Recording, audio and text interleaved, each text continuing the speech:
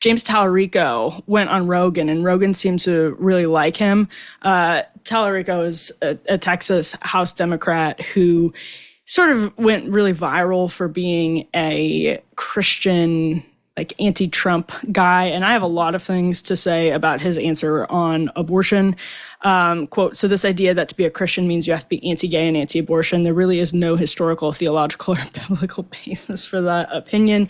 I don't think you actually need a historical, theological, or biblical basis for that opinion. I would encourage everybody to read their Christopher Hitchens, that famous right-wing televangelist Christopher Hitchens, who had, I think, one of the most challenging perspectives on abortion. I linked it on my feed, but it's an interview with Crisis Magazine. It's probably one of the better expressions that Hitchens had of his argument on this. And then I would also encourage everybody to go ahead and read Dominion by Tom Holland. We were actually talking about this in the live chat tonight. One of the, if not the most important book of the 21st century, where Holland talks about the Western impulse to protect the weak and the vulnerable being inextricably intertwined with Christianity. And, I think Talarico, the right is wrong to dismiss him as another Beto O'Rourke, as someone who's just a, kind of run-of-the-mill red state Dem who'll be a flash in the pan. He's clearly literate in scripture, and Rogan was really impressed with him. And that, I think, takes a lot. So that's super easy for Rogan to be like, hey, man, you should run for president, or like, I'll be watching you. He's someone who wants to see that you actually are against the political establishment and you're kind of out of the mold of one party or the other. And people right now are looking for something. They feel totally untethered from a moral foundation. They're uncertain about what to believe.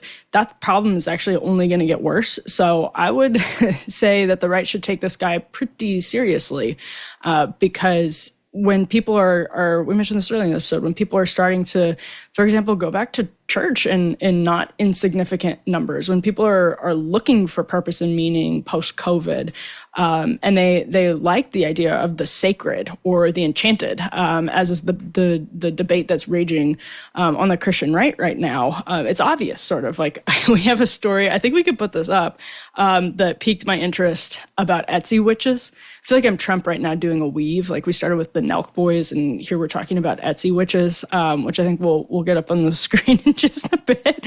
But basically, this is a Wall Street Journal article from last week. Headline: Etsy witches charge for jobs. Sunshine and Nix wins. Business is booming. But the part that we were focused on for our purposes, it's a funny headline, but Etsy witches are all the rage over on Etsy. And I think Etsy was like, it sounded like they weren't super happy with this Wall Street Journal story. But the point is, this stuff is real, obviously.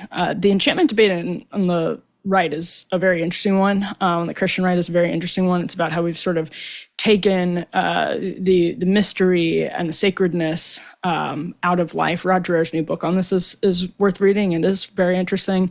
And we've over-mechanized it. We've over-analyzed it to the point where everything feels like computation and everything feels sort of cold. And we lose that sense of mystery and that sense of the sacred and the supernatural. And when you're sort of, all of us, this is my opinion, all of us have an sort of innate recognition of the supernatural. We're sort of pulled to it for reasons that have to do with the fact that the supernatural exists. And because of that, it sends people into some really positive directions and to some really negative directions, because that's a real thing. And when people are just lost from meaning and purpose, and they feel untethered from moral foundation, it's tempting to hear a guy like Talarico, who is, for example, pro-choice, like many Americans are pro-choice, but many Americans might be pro-choice and they might be anti-woke,